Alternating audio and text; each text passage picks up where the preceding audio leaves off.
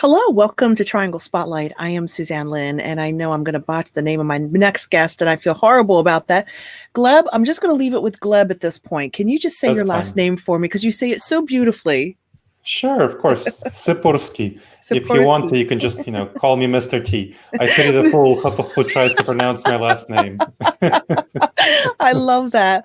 Gleb, I came across you and you've got a very interesting mission when it comes to business. And what you do is you try to protect leaders from themselves, can I say, from making bad judgments as far as really following their gut. And that's advice that you got from your father when you were a young boy. And that might be okay when it comes to personal life, but when it comes to business, you're saying not so much. I am, and actually, it wasn't okay for my father. So Okay. my dad, he was a gut-oriented person, and he told me to do that all the time. But he made some pretty bad decisions in his personal life with his gut. So, for example, he was a real estate agent, and so he had a variable salary based on commissions. And there was about a 6-month period where he made a lot of money. But he hid it from my mom, told her he made very little money, and he bought a house, bought an apartment on the side, rented it out to some folks.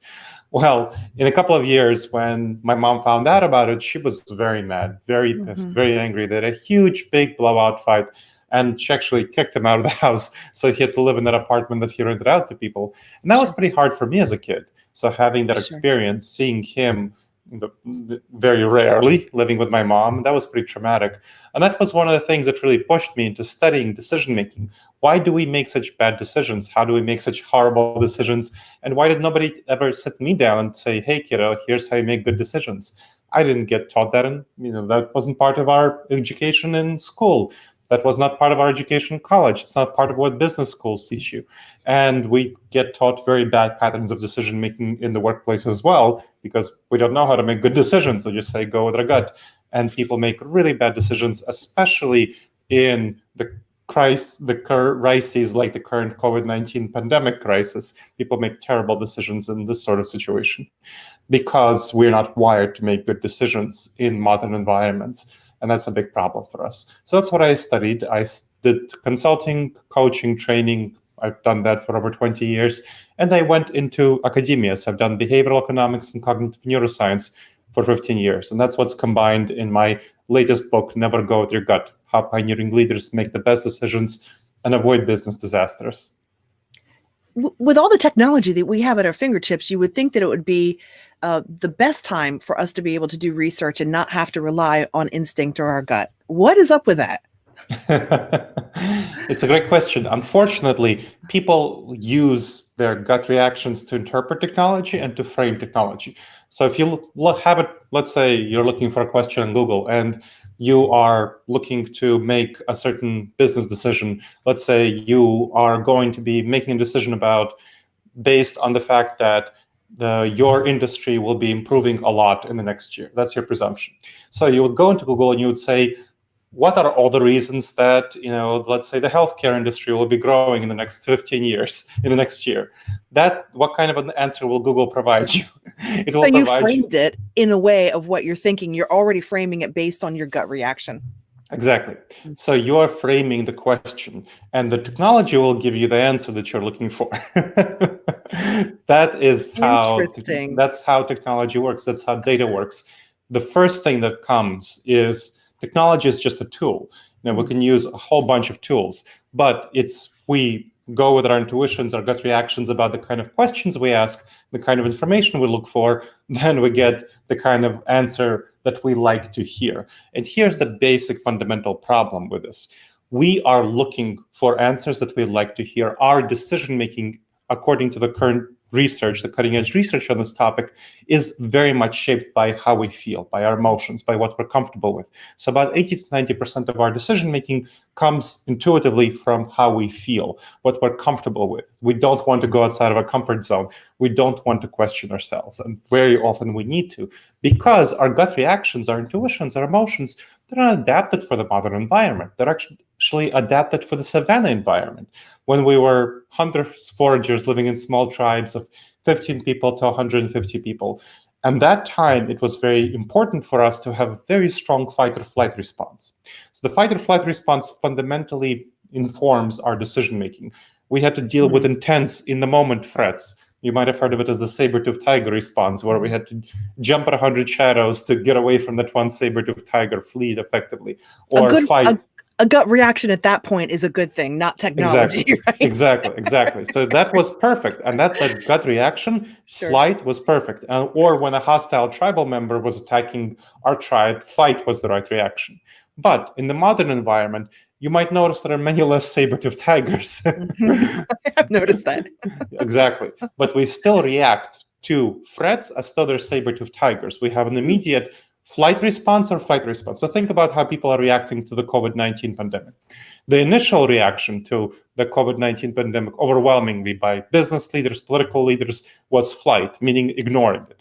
They Fear. just said, yes, they just swept under the rug. It doesn't matter. It's far away. It's some city in China whose name we can't pronounce. Right. Woo something. Exactly. Must be a lot of woo. So we're going to ignore it, right? That was the flight response. Now, when that became very hard to ignore because it was really in our face, then it's the fight response. Immediate reaction, emergency mode, panic, shut down everything. And for ordinary people, panic buying, hoarding, and so on. Now, what's actually the right response to the situation? We need to think about what is the long-term consequences of this impact. The pandemic, according to best healthcare experts, CDC, WHO, Dr. Fauci, whatever, they're saying that it will be around for we will not find a vaccine for at least the next 18 months. So 18 months without a vaccine, that means we'll be dealing with it, just the actual pandemic itself, for the next 18 months in a whole variety of ways. It's going to be much worse than it is. It's going to be much worse than it is right now. And we're talking in getting this on March 26th. So it will be much worse than it is right now. And it will not be addressed with a vaccine for the next 18 months. And when the vaccine is created, that's the ideal situation, that an effective vaccine will be created within 18 months. And then, of course, it will take another 12 to 18 months to produce enough of the vaccine for everyone, distribute it, and get people vaccinated. And also have to deal with anti-vaxxers, right? So that will be another long period of time. So we will be facing this for the next 2 to 3 years in the most optimistic scenario. And if we can't find an effective vaccine, we might be facing it for much longer. And for the flu vaccine, for example, we haven't been able to find an effective vaccine for flu, even though we've been dealing with it for much longer. The flu vaccine that we have is only about 50% effective. So it reduces flu infection by 50%. So we might be dealing with it in that pessimistic scenario for the rest of our lives with COVID-19. So that is not the kind of reaction you want to be having right now, this emergency mode. You need to switch into long-term mode. You need to realize that what you're facing is the new normal. And there are specific cognitive biases, dangerous judgment errors that inhibit us from doing so, which I can go into. But here's the basic principle, that we are responding to it with a threat response. We're not responding to it with a long-term planning strategic approach. So I have to think about the leaders and the different personalities. I love personality tests. I think they speak so much. They've actually changed the way that we run our small business in a major way. It gave us the tools that we needed to keep going, actually. And I think about the different types of personalities that are making these major decisions, not just for their business, but for all the families that are being affected. Some leaders are more emotional. Some leaders are more strategic and more black and white. And I imagine the ones that are more academic thinking and more structured thinking and compartmentalize, unlike me, that's emotional, we need to heed your awareness, your warning a little bit more, because we tend to lean into our emotions more. So speaking to the different personalities and who is listening and what we should be aware of. So I think I want to give a case study here, a story here that's actually really relevant. I was doing a consulting project for a local engineering consulting firm, and the consulting firm allowed me to name them. It's called Edison Welding Institute here in Columbus, Ohio. They wanted to get their engineers to do much more marketing for the firm. So because they wanted their engineers to get business for the firm. That sounds like a total oxymoron. I can't imagine what kind of plan that was. I don't know. I can't wait to hear your story. Sure. So they wanted their engineers to do marketing, not direct selling, but marketing in the form of doing blogs, white papers, conference presentations. And engineers really were not very interested in doing that. So they were giving their engineers training in doing so. They were giving their engineers, trying to get their engineers to giving them various financial incentives to do so, and they were doing it. So they brought me in, and the Mark Madsen, who was the HR VP, and he brought me in. He asked, "Hey, what's going on here? Can you analyze the situation?" So I analyzed the situation, talked to folks, and I came back to Mark and said, "Hey, Mark, do you realize you're not really emotionally engaging, motivating these engineers to do this marketing? They really are emotionally fascinated with the technical engineering problems." And Mark looked at me and he said, "Engineers have emotions?" Mic dropped. And he was very serious. He gave, Wow. he gave me a testimonial, literally saying that he didn't realize that that was something that was very powerfully motivating the engineers. It might seem that engineers present themselves as cold, emotionless people, like Mr. Spock, but they're not. Every one of us is driven by emotions for very fundamentally, like I mentioned, about 80 to 90% of what we just do in our lives, what we do, what we think, how we behave is driven by emotions. So you are describe yourself as emotionally driven, but the people who are structured thinkers, they're also emotionally driven. Everyone is emotionally driven. So it's just a matter of knowing how to tap into those emotions. Right. It's a matter of knowing how aware are you that your emotions are driving you, and how much you express those emotions when you talk to other people or not. So the people that you're talking about, structured thinkers and whatnot, they're making really bad decisions as well. Okay. Partially, you have a lot of economists right now who are saying, the cure can't be worse than the disease, and we need to, those are structured thinkers, right? They're saying we need to get America back to work.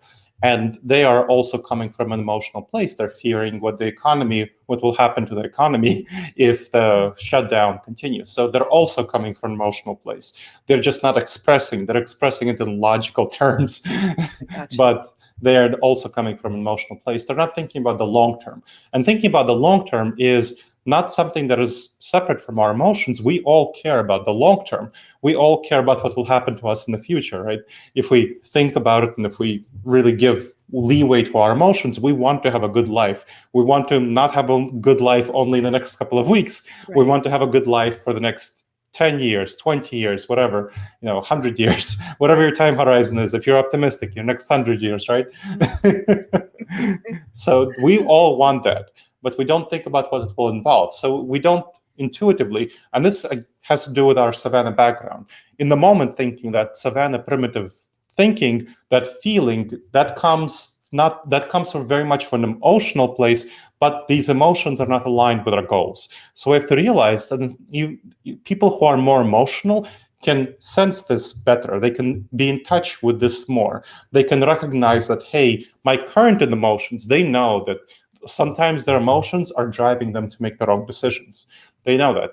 They had that experience, and they are more aware and in tune with their emotions. They can realize that more. Whereas logical-oriented people are often not in tune with their emotions, and they have a harder time of sensing when their emotions are driving them to make the wrong decisions. So with leaders, they're specifically, for anyone actually, with these slow-moving train wrecks like COVID-19, there are 3 specific cognitive biases, so 3 judgment errors that we tend to make. Cognitive biases are the specific judgment errors we make because of how our brain is wired. And whether you're emotionally, express yourself emotionally, or you express yourself more logically, you fall into these errors. One is called the normalcy bias. So we assume that the future will be like the past. We assume the future will be normal, and we greatly underestimate the extent to which the future will be disrupted. Right now, whether you're logical, whether you're emotional, most people, the vast majority of people, think we can get back to the world of January 2020. That's what they're thinking. That's what they're feeling. We can't. It's unrealistic. The best case scenario will be that COVID-19, the pandemic, will be around for the next 3 years, 2 to 3 years. And 2 is super optimistic. 3 is pretty optimistic. That it will be a very different world that we have to deal with this for the next 3 years. Our habits will be changed. The way we think, the way we behave, our communities, Our economic patterns will be very different, will be very much changed. And that's, again, an optimistic scenario. More pessimistic, that it will be around for the next 5 years or maybe our whole lifetime, if we can only have a weekly effective vaccine.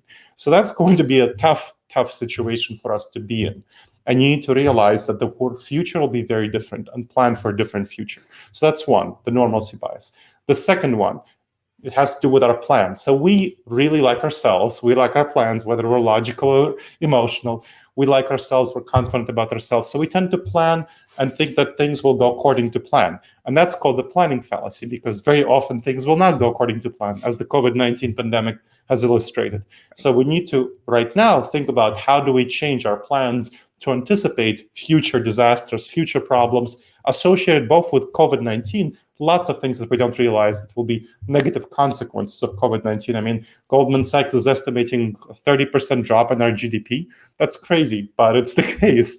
That will be really bad. And of course, they're not pricing in the 3-year time horizon, because nobody is, overwhelmingly. That's the planning fallacy. And finally, last but far from least, our tendency to be very short-term oriented and value the short-term rewards over much higher long-term rewards. So it's called hyperbolic discounting, where we discount the future for the sake of the immediate present. It really has to do with how we feel about the future. In the savanna background, it wasn't in the savanna environment. We couldn't really reserve resources for the future. If we killed a mammoth, we couldn't freeze the meat. Right. We didn't have a bank to invest our money in. We couldn't invest in our professional development. Becoming better axe chippers. That is not something that was really important for us. But in the current environment, of course, we can invest in our future. We can invest in our professional development and in our resources. But it's unintuitive for us to do so. So that is called hyperbolic discounting. And these three cognitive biases, the planning fallacy, hyperbolic discounting, and the normalcy bias, very much undermine our ability to respond effectively to COVID-19 and plan for the future disruption. The time is just flying by way too fast. I have too many things to talk about, but I do have 2 points I want to go out on. First of all, so you're pretty much saying that we can't look at at history, at the past, to determine the future, because I hear a lot of people on TV saying that. Yeah, a lot of people on TV might well be saying that, but let's think about social media. So when social media came about, that was a fundamental disruption to really change the way we engage with people. There's no way to look at the past and think that, hey, the past will be like the future after the rise of social media, right? Let's look at the rise of the internet, completely changed the way we collaborate. No way to work from home without the rise of the internet, right? So all of these things are examples where in recent years, our world has changed in very fundamental ways, and we are not thinking about it. I mean, our world over the last couple of decades has become much more interconnected. Otherwise, we really should not care about the virus starting in Wuhan. Now, Wuhan is a city of 10 million people with 500 international flights. That was not the case around 2000, so a generation ago. Well, it wouldn't matter that there was that disease, because we were very quickly contained and isolated. So our world is much more interconnected. Those are just 3 examples of major disruptions, major changes that made our world very different than it was in the past. And COVID-19 will make it very different than it was in the past, just because of its long-term impact and consequences. So no, we can't look at the past and think that the future will be like the past. That's not the way it works. Right. Gotcha. And then going out on this note, it sounds to me like having a diverse board or diverse leaders means more than racial, religion, political. It sounds like if you fill your boards and your leaders with different people, they're going to approach this all in a different way, and you're going to make each other better. Can you speak to having a diverse leadership board? Absolutely. You very much want to have people who have different styles of thinking. And this is incredibly important. Not simply people who look differently, but people who think differently, who have different patterns. So, for example, I'm someone who suffers from what's called the optimism bias. I tend to be very optimistic. I think the future will be bright. I feel that the future will be bright. I think the grass is green on the other side of the hill, even though it's sometimes yellow. I have too high expectations for myself and for other people, and I'm risk blind. Now, entrepreneurs overwhelmingly are optimistic. And I'm an entrepreneur. I run a 6-people company called Disaster Avoidance Experts, Consulting, Coaching, and Training. Now, that is something that helps me be optimistic, that helps motivate me and helps me motivate others. But I make sure to hire people on my team who are pessimistic, not simply people who are optimistic. I much prefer intuitively to work with optimists. I click with them better. We reinforce each other's positive ideas. But, I'm the kind of person who has 20 ideas before breakfast, and I think all of them are brilliant. That is not helpful. I've learned my bitter experience that they're not all brilliant. You and I are like-minded, that's for sure. Yes, you're optimistic, right? Yeah. I need to make sure to run my brilliant ideas by a pessimist, and I give them my brilliant ideas, and they say, well, maybe these are all half-baked potatoes, maybe these three are worth finishing baking. And then they point out all the flaws, and we work on fixing all the flaws of these three ideas. So the pessimists are terrible at generating ideas because they see the exaggerated flaws of each one, but they're great at evaluating ideas and fixing all the problems.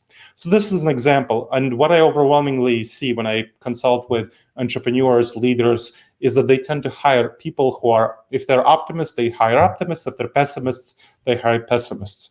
And those are just two dimensions where you need to think about a lot of various dimensions to bring strengths to the team, where you can complement each other's weaknesses and reinforce each other's strengths, rather than just all have the same strengths and same weaknesses and fail in the same ways. Wonderful. Gleb, tell me a little bit about your organization, what you do, and how people can contact you. Of course, my book, Never Go With Your Gut, How Pioneering Leaders Make the Best Decisions and Avoid Business Disasters, is available in bookstores everywhere. Though if you're shelter in place, you probably are not going to go to a physical bookstore. If you're not, you can go to Barnes & Noble and so on. But of course, you can go to barnesandnoble.com, get it there. You can go to Amazon, you can go to Audible. It's available in audiobook and physical book and digital book. My company is called Disaster Avoidance Experts, and you can check out our resources on disasteravoidanceexperts.com. There's blogs, videos, podcasts, decision aids, guides, manuals, consulting, coaching, speaking, and training on all of these topics that I mentioned: decision-making, disaster avoidance, risk management, and strategic planning. And finally, if you want to get in touch with me, check out my LinkedIn profile. I'm very active there, so if you have any questions about anything I've said, contact with me there. Dr. Gleb Tsipursky, GlebTsipursky. Gleb, thank you so much. So insightful. I could spend another easily hour or two just talking to you about this, but have a great day. Be safe, and we'll talk again. Thank you, Suzanne. Thank you. Thanks for watching the show. We hope that you enjoyed it. Having digital marketing for your product or organization is so crucial these days. People are ditching traditional advertising like print and broadcast commercials and turning to relationship marketing platforms like YouTube and podcasts that people can consume on demand on their time. Let's talk about how we can build your digital library with segments just like this.